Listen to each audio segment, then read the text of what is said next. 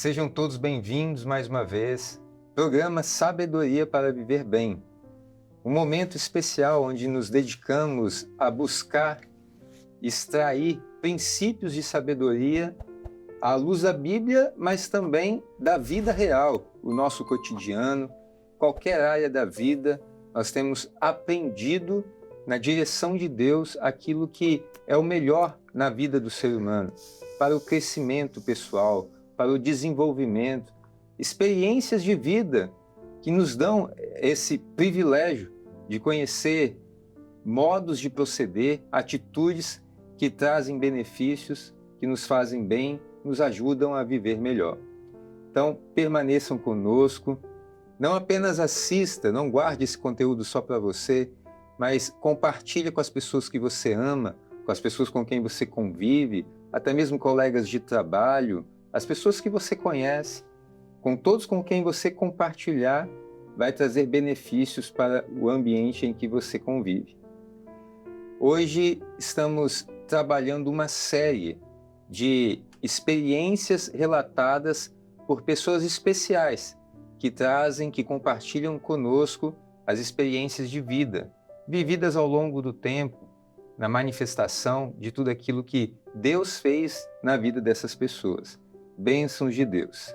Então permaneça conosco e queremos aqui cumprimentar a mesa, pastor João Braga, sempre presente conosco, a paz do Senhor. Paz do Senhor, Wallace, a paz do Senhor a todos que estão participando conosco. E nós temos visto, ao longo dos episódios desse programa, que a sabedoria está presente em todos os âmbitos da nossa vida. Ela não está restrita a uma questão familiar, restrita a uma questão espiritual, a uma questão profissional, a uma questão social, mas em tudo ela é necessária, né? Então nós podemos ver que aquilo que Deus nos dá gratuitamente, porque é dito na Bíblia, que se quem quiser sabedoria, peça a Deus que dá sem medida, ela vale para tudo e a gente tem que aproveitar isso para o nosso bem viver. Perfeito. E o nosso convidado especial, entrevistado de hoje, pastor Diniz Preste, tão conhecido de todos, principalmente da nossa audiência doméstica. Mas, pastor Diniz, seja bem-vindo. A paz do Senhor. Obrigado. Paz do Senhor a todos. Uma alegria estar aqui, poder compartilhar um pouquinho das experiências de vida ao longo desses 65 anos de vida. Glória a Deus. O tema dessa série é Saber Viver. E hoje nós vamos ter essa oportunidade, esse privilégio de ouvir um pouquinho da história, a experiência de vida. O pastor Diniz vai nos relatar algo que é para o nosso crescimento, que nos traz essa alegria e que edifica em cada detalhe da vida do ser humano. Mas, pastor Diniz, para a nossa audiência conhecê-lo melhor, esse episódio ele vai proporcionar essa oportunidade. O senhor é formado em Direito, não é isso? Isso. Eu me formei em Direito na UFES e depois de formar em Direito eu advoguei há alguns anos. Sou empresário também. Sou um dos acionistas do Hotel Flamboyant e do Parque Aquático Aquamania. E depois de exercer essas atividades, fui dono de uma lanchonete também no centro de Vila Velha. E depois, já com uns 40 e poucos anos, eu fiz concurso para um cartório de tabelionato e registro civil em Santa Teresa, Espírito Santo. Certo. Então, são muitas experiências aí vividas. Eu tive de deixar a advocacia, depois que passei no concurso, porque é incompatível com a advocacia, o exercício dessa área notarial. E continuo acionista dessas empresas e como tabelião. Perfeito. Apesar de ter formado em Direito, chegou a advogar, como o senhor mencionou, mas também entrou no ramo de empresário, como o senhor mencionou. Como que isso aconteceu? Qual foi a vertente aí que te levou para esse ramo? Eu, quando fazia faculdade de Direito, meu pai era juiz de Direito e, na época, eu estava na faculdade, ele já era aposentado, porque ele aposentou cedo como juiz. E eu estava já no final do meu curso de Direito, com uns 24 anos de idade, 23, 24 anos de idade, e um professor meu um professor, um camarada de muita influência e muito capaz aqui em Vitória, Dr. Odilon Borges, era uma referência aqui, estava dando aula de direito administrativo. E aí ele falou sobre as facilidades que tinha para o empreendedor capixaba, de financiamentos.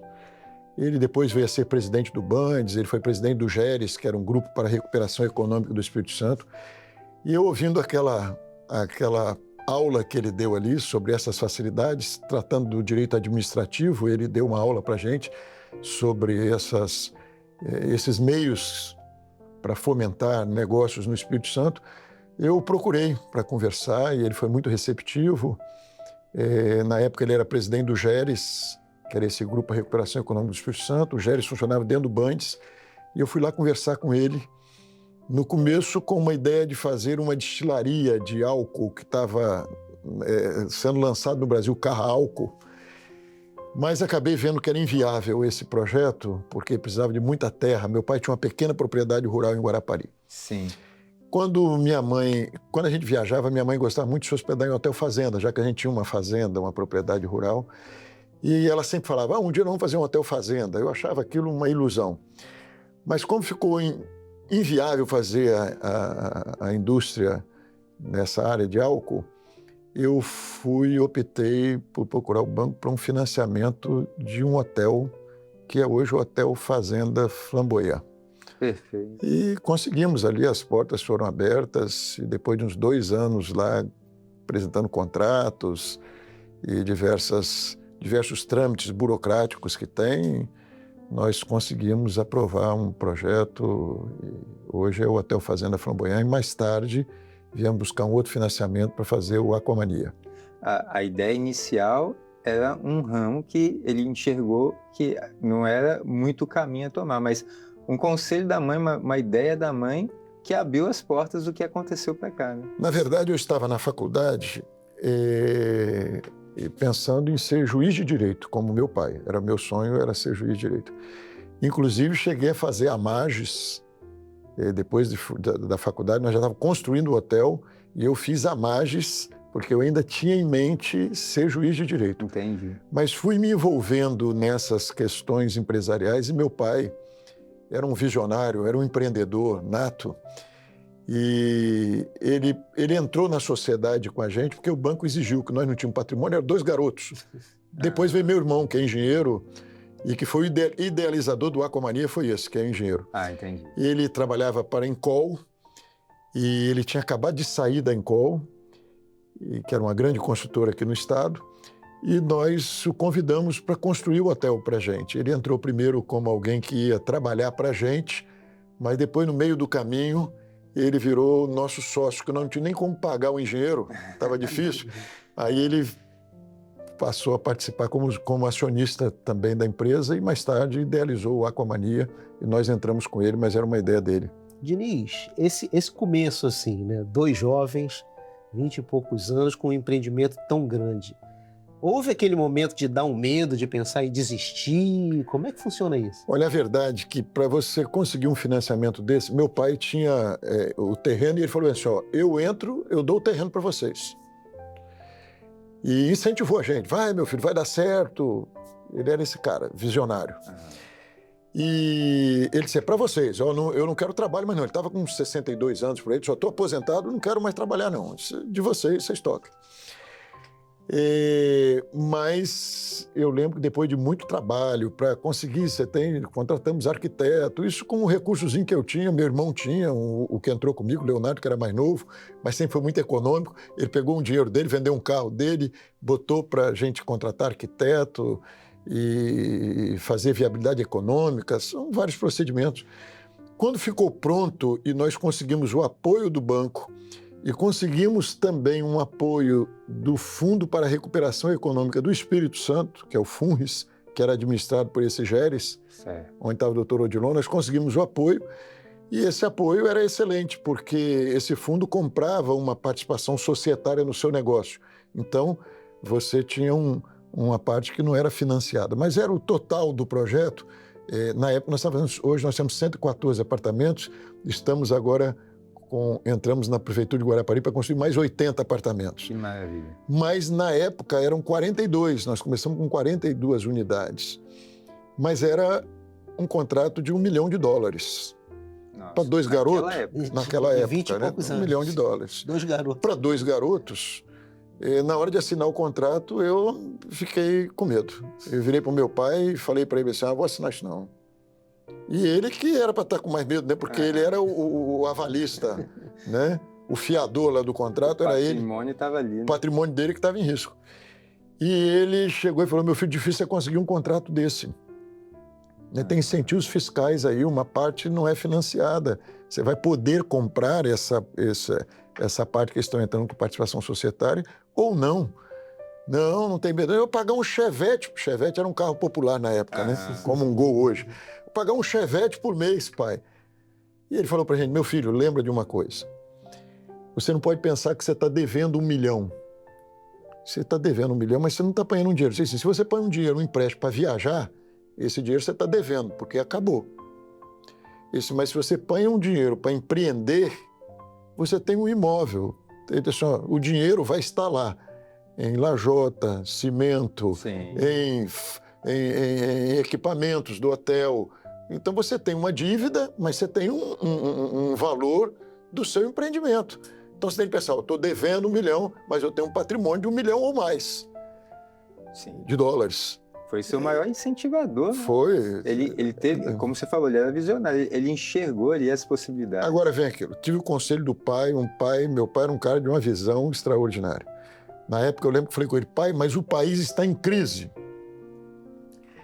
Ele disse, meu filho, ele tinha 60 e poucos anos, um pouco mais novo do que eu tenho hoje, né, da minha idade hoje. Ele disse, meu filho, desde que eu me entendo por gente, o Brasil é cíclico. É crise, aí vem um período de melhora, depois vem crise, depois vem um período de melhora. Olha, já são 36 anos do hotel, 38 que eu fui lá buscar esse financiamento. E o que eu vejo é isso, crise, depois vem um períodozinho de bonança, crise e um período de bonança. Então eu tive 2 coisas muito importantes. Primeiro, Deus. Perfeito. Porque tudo eu busquei uma direção do Senhor. Não entrei em nada. Muita gente fala na vida bem assim, é importante você ter sorte. E eu costumo dizer o seguinte, o ímpio, quem não crê em Deus, tem sorte. Mas o servo de Deus, como diz a Bíblia, o justo vive da fé. Fé. E Abraão falou uma coisa que sempre eu pautei muito a minha vida por isso.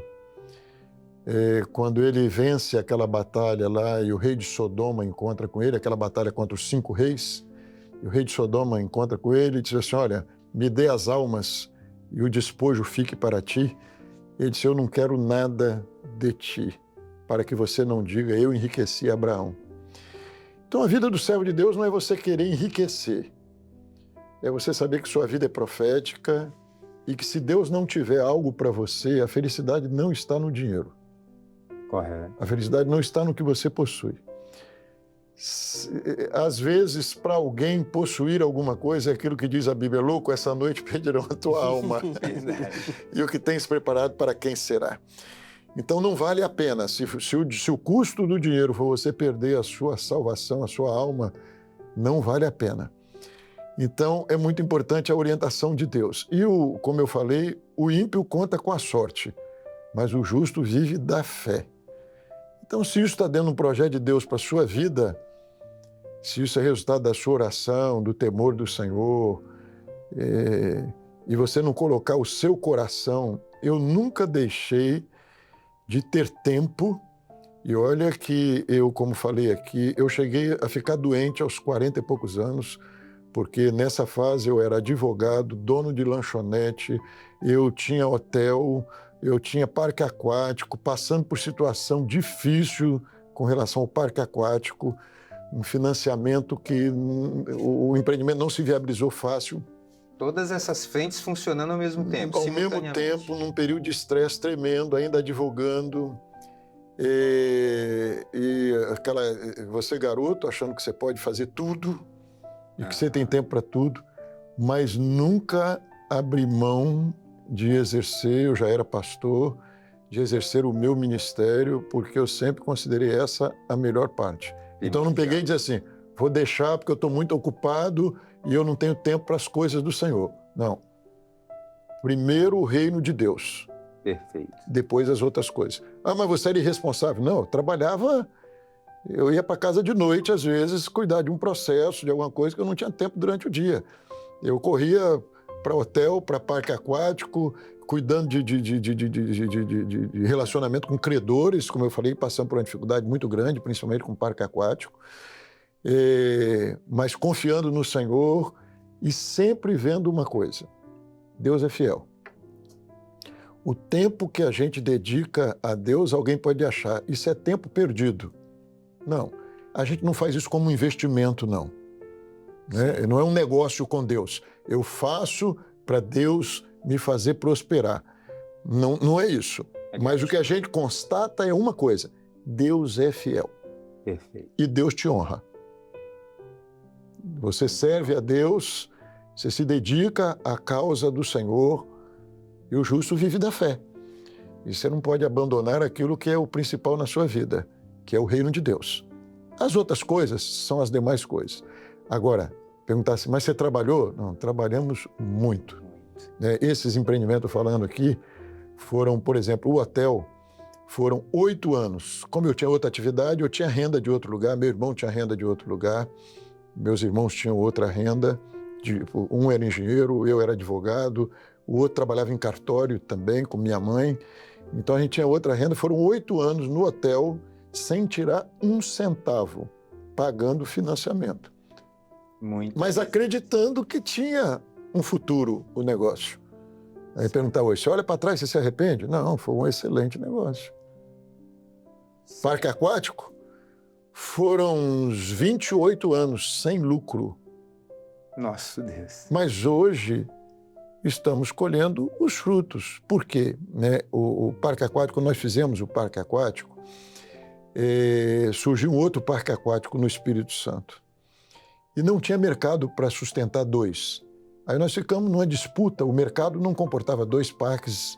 O Aquamania, um parque hoje com capacidade para 3.000 pessoas. Quando nós inauguramos era para 1.000 pessoas. Nós estamos expandindo ele agora para 4.000 pessoas dia. Para o próximo verão, nós temos capacidade de 4.000 pessoas dia.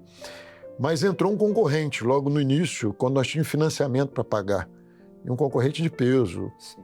com a estrutura até melhor do que a nossa no começo. Conseguiu financiamentos com condições melhores do que a que nós conseguimos.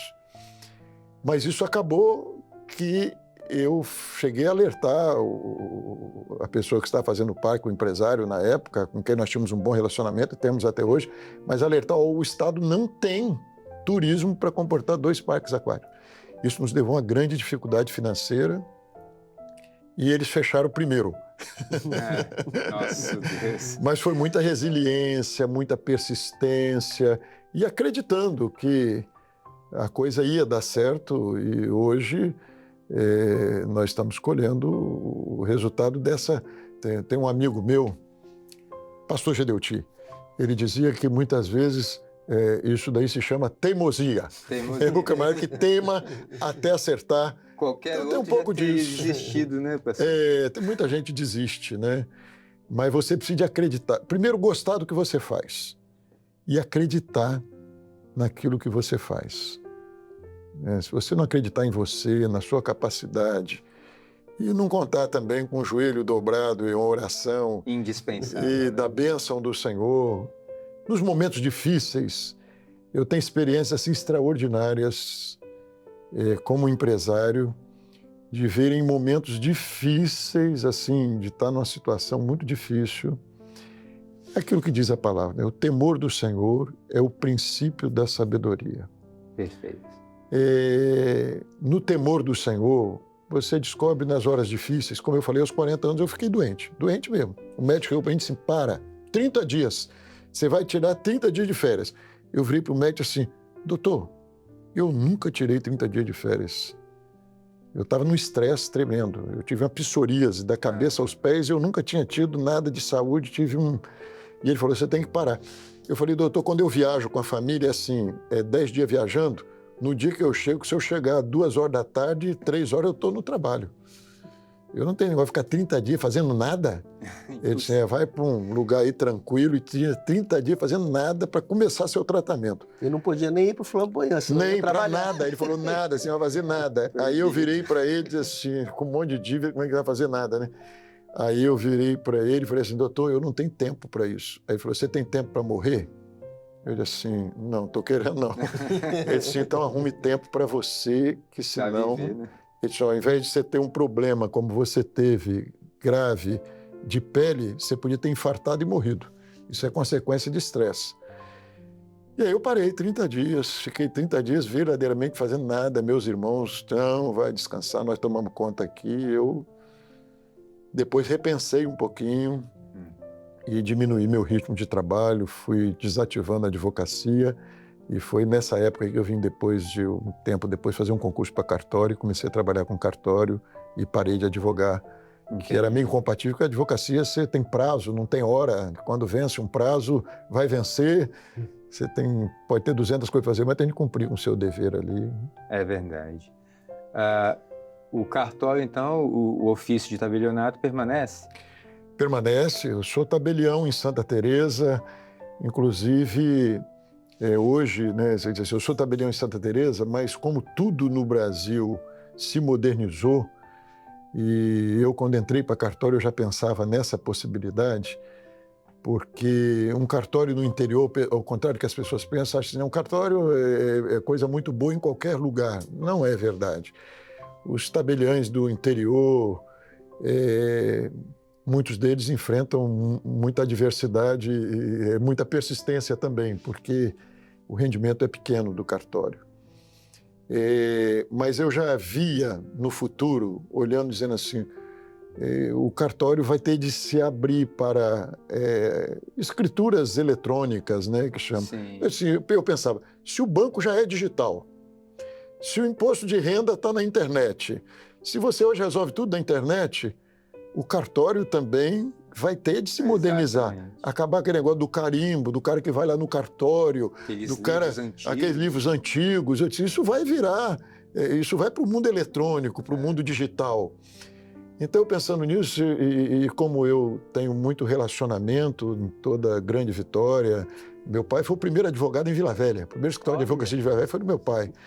Então, com todo o relacionamento que a gente tem, eu disse assim, bom, à medida que o cartório se tornar digital, independentemente de onde você esteja, você pode... Porque o cartório ele tem de funcionar dentro de uma circunscrição. Correto. Ele não pode sair, você não pode levar um livro do cartório, buscar uma assinatura fora da sua circunscrição. Mas no mundo digital, o sujeito vai ao meu cartório lá em Santa Teresa... De onde estiver. De onde ele estiver, porque ele, pelo celular, ele assina...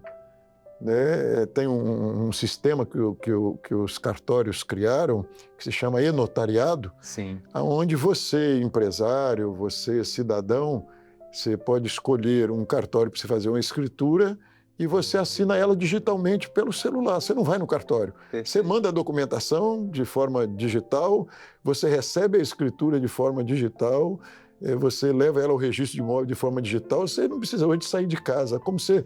Antigamente, você tinha de ir no banco, né? Sacar um dinheiro, preencher o cheque. Eu sou do tempo ainda que no banco eles pegavam a fichinha para ver seu saldo, né? É uma coisa arcaica. Conferir a assinatura na fichinha e ver na fichinha qual era o saldo bancário seu. Verdade. Como os bancos se modernizaram, os cartórios também se modernizaram e hoje tem muita gente que ainda não sabe disso, mas você faz escritura sem sair de casa. Perfeito. Eu lembro que no meio da sua fala, o senhor comentou do seu pai falando sobre... Há momentos de crise, há momentos melhores no país, de uma forma em geral. Mas você também disse que hoje as empresas, Flamboyant, que é o mais antigo, acho que 38 anos já tem, né? 38 que eu peguei financiamento, ele tem 36 anos de inaugurado. Então, ao longo de mais de 3 décadas, quantas crises já foram enfrentadas aí? Olha, eu vou falar para você, assim, eu não lembro nem tantos planos, né? Mas lembra que plano Bresser, plano Collor, um monte de plano, uma doideira. Muita coisa.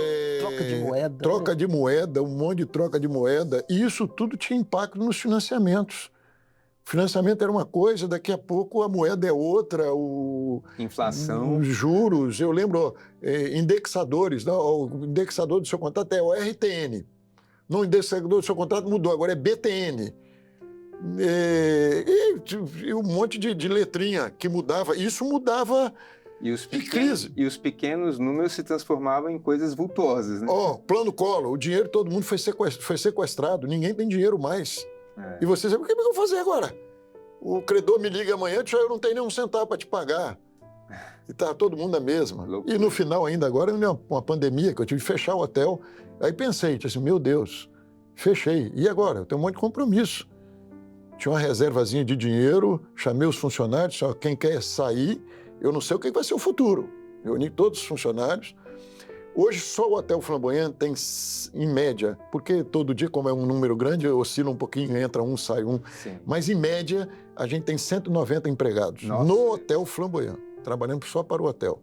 É um hotel de lazer, e o hotel de lazer tem um número muito grande de empregados, tem equipe de venda, tem muita coisa. E temos ainda um grupo considerável de funcionários no Aquamania. Eu, como tabelião, eu não faço parte da diretoria do hotel, mas eu faço parte do conselho que a lei permite. Eu faço parte do conselho das duas empresas, né? Do conselho de administração das duas empresas. Muito bom. Pastor João, um relato de experiência de vida que perpassa muitos anos, né? Décadas. Acho que a palavra diante desse depoimento é resiliência, né? Porque qualquer outro ser humano já tinha desistido disso tudo. Sim, eu penso que para aqueles que estiverem nos assistindo e que têm esse desejo de empreender ou que estejam empreendendo, fica aqui duas palavras importantes, né? A resiliência no sentido de você saber que vai passar. Você está numa crise, mas vai passar, vai vir uma bonança. E a segunda, o que ele falou, o temor. Perfeito. Ele falou, a sabedoria, o princípio da sabedoria é o temor a Deus. Então, essa questão de você colocar a sua vida espiritual em dia, certamente vai refletir, não numa troca de Deus, não é um banco que vou fazer isso para ele fazer para mim, mas que reflete, porque o Senhor mesmo promete, né? Busca em primeiro lugar o reino de Deus e a sua justiça, as demais coisas vão ser acrescentadas. Então, eu tiro assim, para nós, como lição de sabedoria desse programa, essas expressões que Diniz trouxe para nós, e a experiência dele está aí viva, não é uma história contada num livro de ficção, né? Mas uma experiência viva que pode inspirar muitos dos nossos irmãos. Uma realidade posta e consolidada, né, pastor Diniz, com as bênçãos de Deus. Olha, eu tenho primeiro o Senhor, né? E aquilo que eu falei, eu acredito numa vida profética, onde você tem de consultar o Senhor, buscar uma direção do Senhor para a sua vida. Então, primeiro Deus. Mas duas pessoas com quem eu aprendi muito.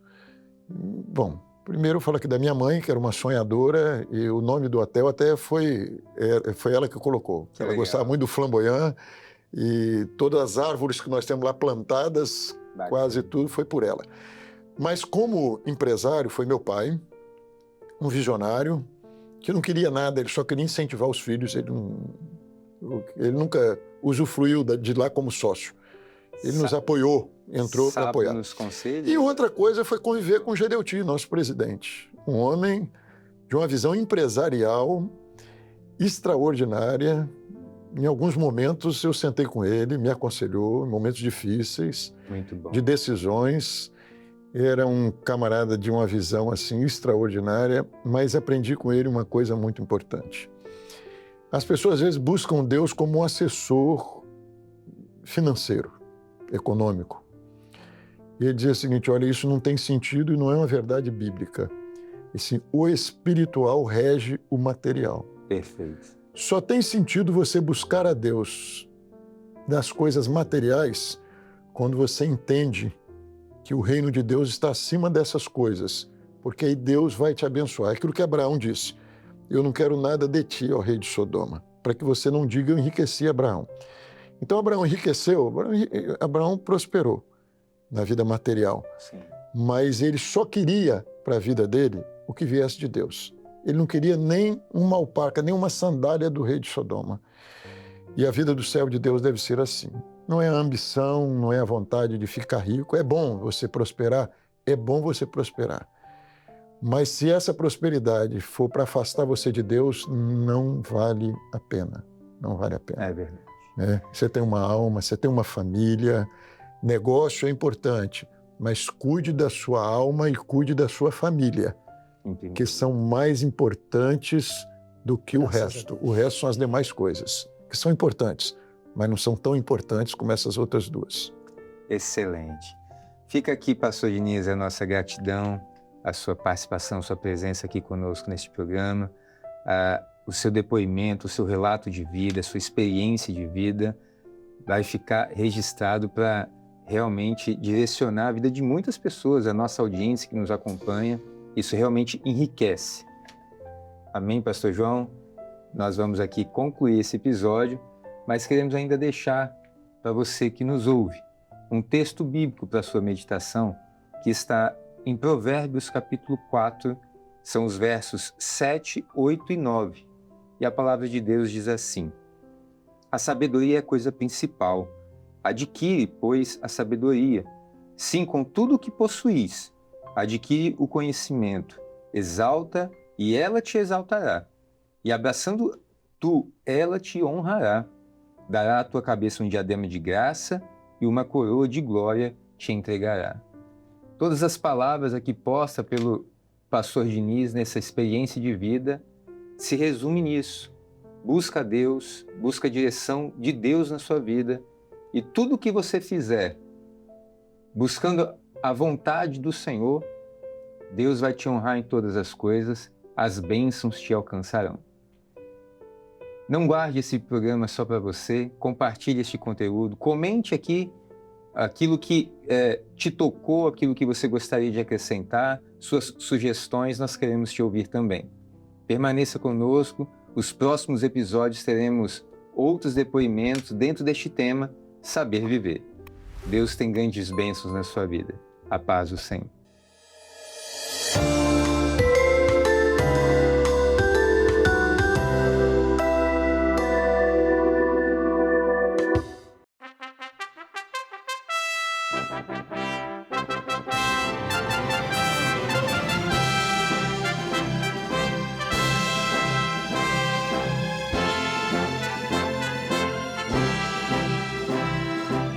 TV Manaim, uma TV para você ver.